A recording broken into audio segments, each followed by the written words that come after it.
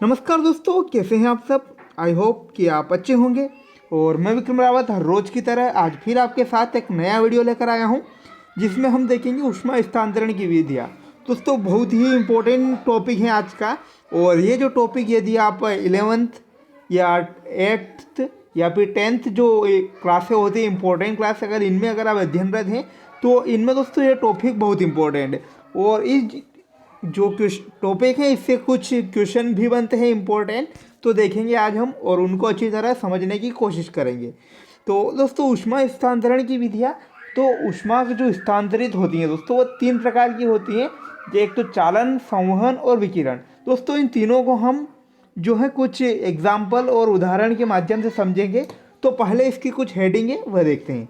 ऊष्मा का अधिक तापमान वाली वस्तु से कम तापमान वाली वस्तु में प्रवाहित होना ऊष्मा स्थानांतरण कहलाता है। यह प्रक्रिया तब तक जारी रहती है जब तक दोनों वस्तुओं का तापमान समान नहीं होता है। दोस्तों, जैसे कि आप जानते हैं कि अगर आप पानी के एग्जाम्पल के को लेकर चले तो पानी अधिक जो होता है उससे कम वे की ओर प्रवाहित होता है। इस प्रकार से हम देखें कि जैसे ऊष्मा होती है यानी कोई वस्तु गर्म होती है, तो जब कोई वस्तु गर्म होती है तो उसके पास रखी कोई वस्तु भी उसके माध्यम उसके ताप या ऊष्मा के कारण वह भी जो है गर्म हो जाती है, यानी वह भी तापयुक्त हो जाती है। तो इसे ही दोस्तों ऊष्मा स्थानांतरण कहते हैं, यानी ऊष्मा का एक स्थान से दूसरे स्थान तक पहुंचना। तो ऊष्मा का यानी स्थानांतरण यानी एक स्थान से दूसरे स्थान तक पहुंचना। तो क्लियर, ऊष्मा स्थानांतरण किसे कहते हैं। तो दोस्तों, ये ऊष्मा स्थानांतरण तब तक होता है जब तक दोनों वस्तुओं का तापमान समान नहीं हो जाता है। माना कि एक वस्तुओं का तापमान यदि 25 डिग्री सेल्सियस है और एक का 50 डिग्री, तो उन दोनों में ऊष्मा स्थानांतरण यानी 50 से 25 तक तब तक प्रभावित होगा जब तक दोनों का जो टेम्परेचर होगा वो समान नहीं हो जाएगा। तो ठीक है, अब देखेंगे चालन, संवहन और विकिरण। तो दोस्तों, जो ऊष्मा स्थानांतरण की 3 विधियां हैं, चालन, संवहन और विकिरण, तो वह क्या है इसके बारे में हम देखेंगे। दोस्तों, पहले हम हेडिंग पढ़ लेते हैं। क्या है चालन। चालन ऊष्मा स्थानांतरण की वह विधि है जिसमें वस्तु का जो कण पहले गर्म होता है वह अपने समीपवर्ती कण को कुछ ऊष्मा देता है। इस प्रकार कोई भी कण अपने स्थान से नहीं हटता है, किंतु ऊष्मा सभी कणों तक पहुंच जाती है। धातु और अन्य ठोस इस विधि द्वारा गर्म होते हैं। जिन पदार्थों में ऊष्मा का चालन सुगमता से हो जाता है वे ऊष्मा के सुचालक कहलाते हैं। और धातुएं ऊष्मा की अच्छी चालक होती हैं, जैसे चांदी, तांबा, एल्यूमिनियम, लोहा। और जिन पदार्थों में ऊष्मा का चालन नहीं होता है और वे ऊष्मा का कुचालक कहलाते हैं। दोस्तों, यहाँ पर हम देखेंगे कि जो चालन क्या है। तो चालन क्या है, हम एग्जाम्पल लेकर कोई धातु ले, तो धातु में जैसा आप जानते हैं कि धातु में अनेक अणु होते हैं। और अणु में भी अगर आप देखेंगे तो 2 या 3 परमाणु होते हैं। तो अणु, जब हम धातु के किसी एक अणु को गर्म करेंगे तो उसके पास जिस अणु को हम गर्म करते हैं उसके स्पर्श में जो अन्य अणु भी होते हैं, वह जो अणु गर्म होता है उसके कारण वह भी गर्म हो जाएंगे, यानी वह भी तापयुक्त हो जाएंगे। इसी प्रकार जो तापयुक्त होते हैं उनके समीप जो कण होते हैं वह भी तापयुक्त हो जाते हैं। यह क्रम लगातार चलता जाता है और जो ऊष्मा है पूरे जो धातु होती हैं वो उसी माध्यम में फैल जाती हैं। तो दोस्तों, जो चालन का जो मुख्य रूप से होता है यह धातुओं में ही देखने को मिलेगा। तो ये भी इम्पोर्टेंट होता है क्योंकि जो चालन होता है धातुओं में ही होता है। तो इस प्रकार जो ऊष्मा एक अणु से दूसरे अणु तक पहुंचती है तो उसे चालन कहते हैं। इसके बाद देखेंगे नेक्स्ट।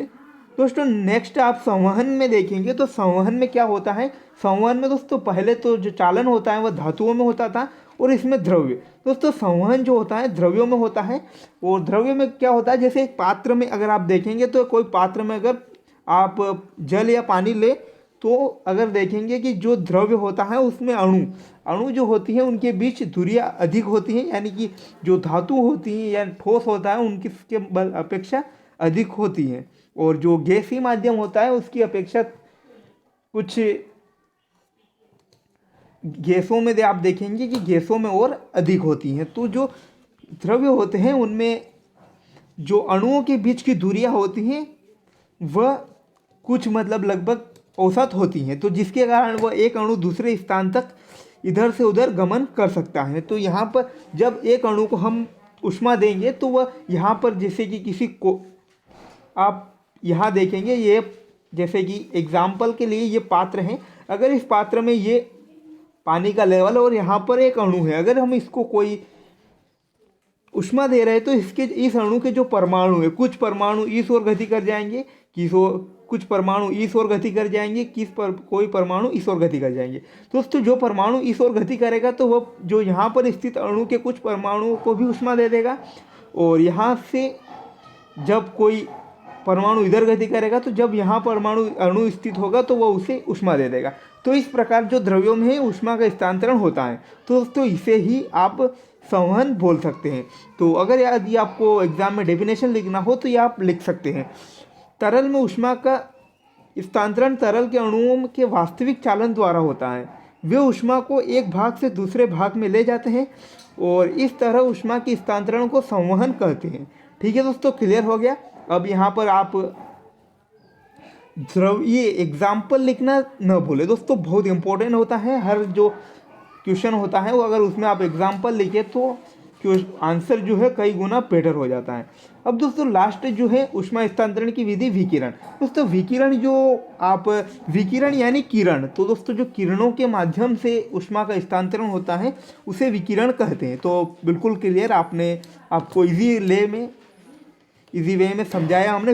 विकिरण यानी किरण, दोस्तों जो किरणों के माध्यम से, यानी अगर आप देखें तो सूर्य से पृथ्वी तक ऊष्मा कैसे पहुंचती है दोस्तों, किरणों के माध्यम से। जहां पर भी किरणों के माध्यम से ऊष्मा स्थानांतरित होती है उसे विकिरण कहते हैं। और दोस्तों आप जानते हैं कि जो विकिरण किरणें होती हैं उनको स्थानांतरित होने के लिए किसी भी प्रकार की माध्यम की आवश्यकता नहीं होती है। तो क्लियर हो गया यहाँ से। विकिरण यानी किरण, इसमें हमेशा किरण के माध्यम से ऊष्मा स्थानांतरित होगी, इसके लिए किसी माध्यम की आवश्यकता नहीं होगी। और फॉर एग्जांपल सूर्य से ऊष्मा पृथ्वी तक पहुँचना। तो दोस्तों आई होप कि आपको अच्छी तरह समझ में आ गया होगा।